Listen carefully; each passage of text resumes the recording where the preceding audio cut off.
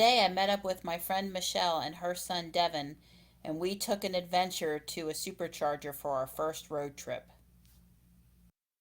So ask your questions, Devin. Huh?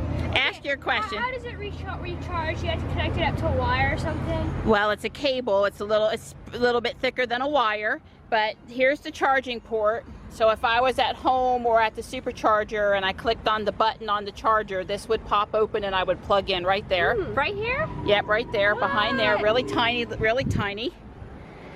So come around to the front.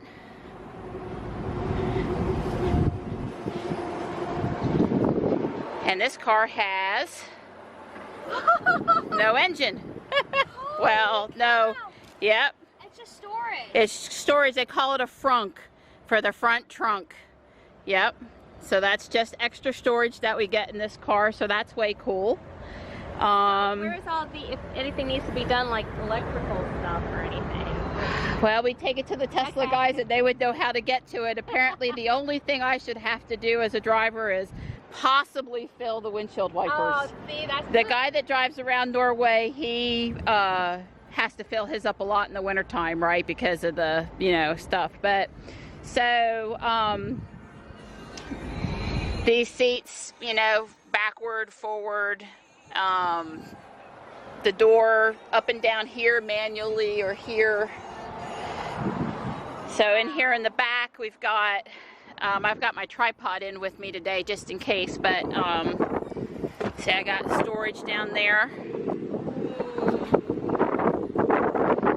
So there's a good bit of storage, and then there's 2 more seats here. Oh yeah! Right, but I'll be riding around with them down all the time unless I have more than 4 passengers, because, you know, that gives me the nice hatchback feel of the car with all that storage back there. So for a family of 4, we really don't need those seats until we need them, right?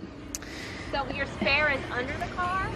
I don't think the Tesla has a spare. The Tesla has really great tires. It has no flat tires. And, you know, we have roadside assistance and stuff. But those tires, if I hit a nail, it won't go down. So I shouldn't need a spare, okay? It's not that it didn't give me a spare. Right. It's that I really don't need a spare.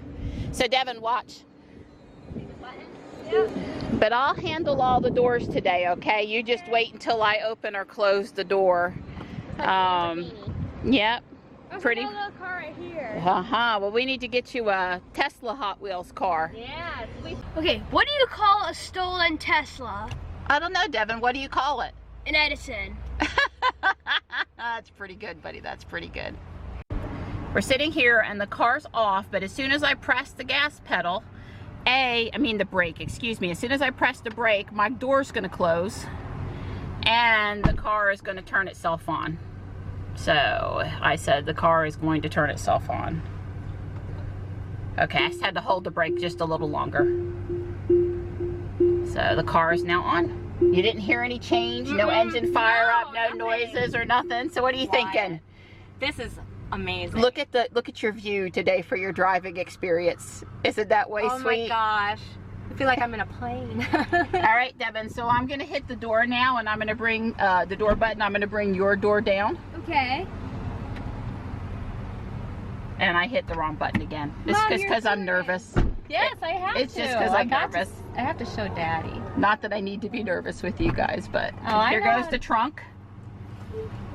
So you're not the only person with an electric lift gate anymore. I've been driving around with Michelle for a couple of years in her van. Space back there.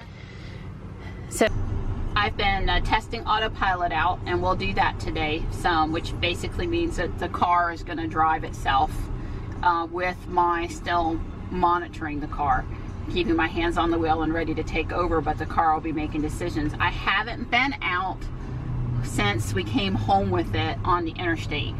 And when we came home with it, we didn't have enough miles to engage Autopilot yet. The cameras and this other sensors, they have to calibrate for the first 50 to 100 miles. Well, now we're up about 300 miles on the car and Autopilot is working. So it'd be really interested to take it on the freeway and see how Autopilot performs out there. How long can this thing drive? Right, well The rated mileage range for the 100D battery on the Model X is 293 miles. Of course, that's going to vary based on weather conditions, road conditions, and some other factors. But the car, Devin, up here in the corner, it tells me right now I have a range of 177 miles. It's averaging that out. Now, it doesn't know where I want to head. If I programmed a trip through the mountains, it knows about elevation, and it knows that climbing elevation takes more, so it would recalibrate my estimated range as we went, which is a little more sophisticated. Just, you know, your gas is your gas, but so the car keeps up with it for me. And as far as your gas car can go in this particular model. Okay, so what we're going to do is we're going to drive down to Warsaw on I-40. That's sort of halfway to Wrightsville Beach, and there's a supercharger there, and we're going to use a supercharger for the first time, and we'll top the car off, probably go back up. We have it set to not go over 80%. For battery health. When you can do that, that's a good idea. So we're going to charge up. Now, when we charge at the house, the charging is not as fast as the charging at the supercharger. So in 15 minutes at the supercharger, we should be able to top up pretty good. And it's going to give us a whole lot of geeky displays and things to look at to tell us about our charging experience, which we'll get to figure out for the first time. But you know, most days I am not going to drive more than 100 miles on a normal school run day, and this car will be charged up at 80%. It's like 240 miles approximately. So really, I could go for 2 days without having to charge the car. And most of the time, Devin will be charging at night because it's cheaper. Electricity coming in from Duke Power, it's cheaper to do our charging at night. As we're driving down the road, the car keeps track of not only my current speed, but the speed limit on the road where I am. And this level of autopilot, my understanding is that it's pulling those speed limits from a database. So it seems to me like right when I go past the speed limit sign over here on this side of the road, that it reads the database and it adjusts the speed limit sign there. But as I was explaining, the car, sometimes autopilot's available and sometimes it's not. We're on NC State Highway 42 right now, so that's a fairly major road in North Carolina, and it knows about the speed limit. So when it thinks autopilot's available, it's going to put a little dulled out sort of gray steering wheel up there on the dash next to the speed limit sign. And then when I actually engage autopilot, it'll turn into a bright white sign. So just as soon as we get through this intersection here, I'll go ahead and I'll engage it.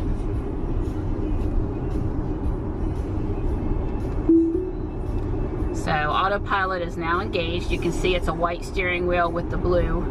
It says the speed limit's 45, it's doing 44, and it's following behind. It knows about the car that's in front of me. Okay. So we're on I-40 headed down to Warsaw now. I'm doing 70 in a 70 zone. It says I can engage autopilot if I want to, so I'm going to. So this is the first time for engaging autopilot on the interstate at a high rate of speed.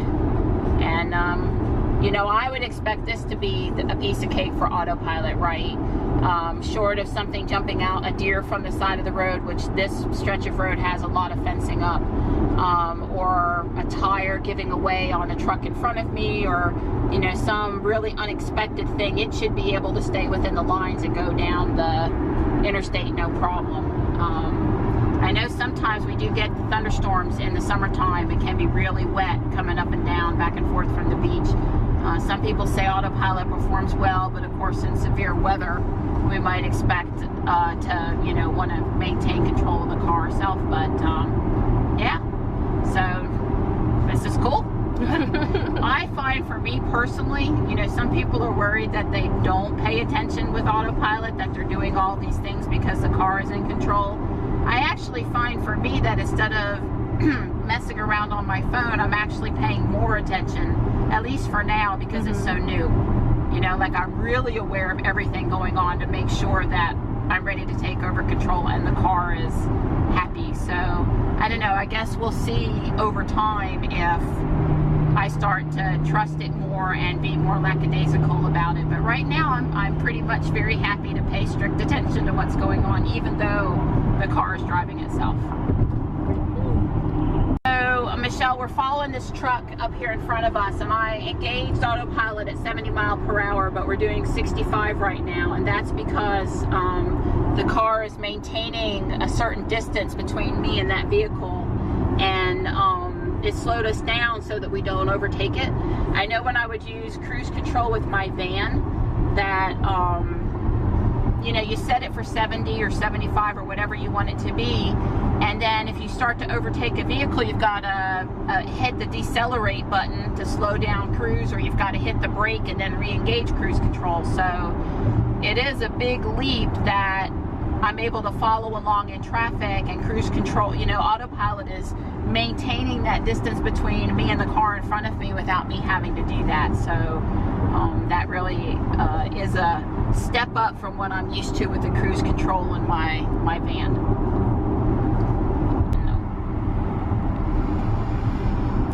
You were asking me about, so we're all set with this Tesla, right? I mean, like, we've got this really modern car. And yes, I agree that we're pretty set with it, but we're also realize that the technology may increase here in ways that we can't even fathom yet. I'm going to put on my turn signal now, and I want to know if so Dawn wanted to know yesterday if it would automatically lane change for me, and it did. It lane changed for me. So that's pretty cool. And I don't see anyone over there. So I'm gonna put on my turn signal, and it's gonna take me around the, oh, I'm sorry, I didn't mean to jerk the damn wheel. You're fine. See, it thinks I'm not out of autopilot, but it sped me up anyway. That's kind of weird. Well, I botched that up. So when you go to lane change, actually allow the wheel to move. Well, that's a funny situation to be in, you know, you're not right. Well, you want to change the lane, but then the car goes to move the wheel for you. You have to actually let it move the wheel. So we're past the truck now. Yep. I can see him clearly. I'm going to lane change back in front of him. Yep. So I would say that the turn of the wheel is a little more immediate than what I would do as a person. I would glide over just a little slower, gradually, and it really takes it. So you have to, you know, after I've done it a few times, I know what it feels like. I'll allow autopilot to do it, but that first time I messed it up because it really felt like, I guess it was moving the wheel, and I wasn't really quite prepared for it. Okay, we made it to the exit for the supercharger. I just love the graphics that pop up telling me to take the exit, and then that I'm at the finish line or destination. So Michelle asked if I have a key or a key fob, or what do I have? Key Michelle, fob. I have this cute little device right here. Yes, it's a little miniature Tesla. We have a Model S wrap on our Model X key fob because, well, that's what they had and we like it. But yeah. May I take a closer look? So you have to drive the car, just don't press anything. To drive the car, you have to have that near the car. Huh. Yeah. It's like a little mini car. Yep, it sure is. It's cool, isn't it? Yeah. It's so cute.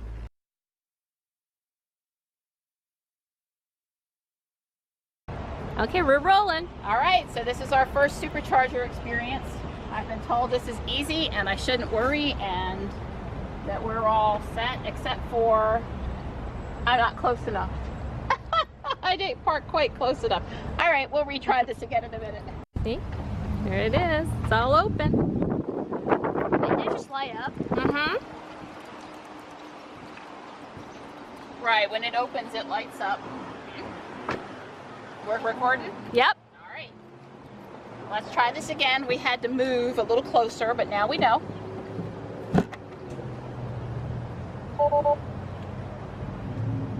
Now it's not supposed to be yellow, so let's see what's doing in the car. It's supposed to turn green. So I think yellow means yellow / orange means. let me know if the color changes. Let's see what the car says is happening.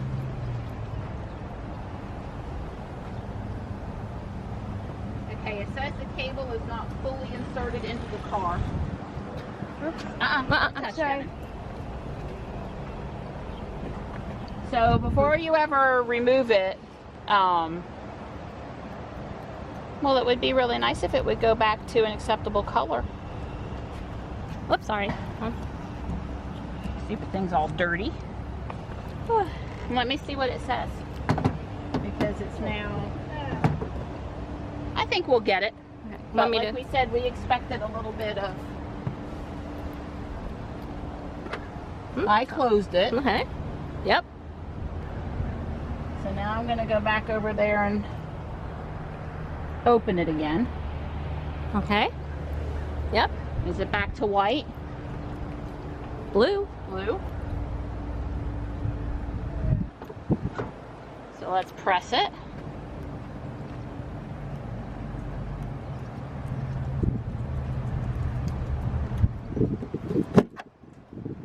Yep. Yay, Green. it's green. You got it. Yay. So I continue to be extra gentle with the charging port because, well, it's a new car and I'm just careful with it, but you really just want to just put it in there like, you know, like you mean it when you put it in there. Not hard enough to break anything, but you gotta mean it. So it's charging. It's nice and green. It's all happy now. Let's go back and look at the panel up at the car.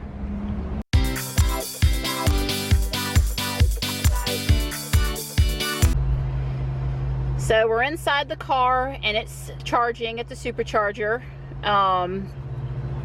We currently have 122 mile capacity right now, which is plenty to get us back home. But we're going to go over to McDonald's, which is just a very short walk, and get a snack and a bio break, and then we'll come back and stop charging and wherever we're at and head on back to the house. But that's pretty cool. We know, and I didn't hear this on any of the YouTube videos that I watched, but we can actually hear the car charging. We can hear a little vibration and a little noise. Of course, we're near the interstate and it's pretty windy here today, so I'm sure it's not showing up on the video, but you know, we can tell inside the car that that's happening, and that's a new experience. So way cool.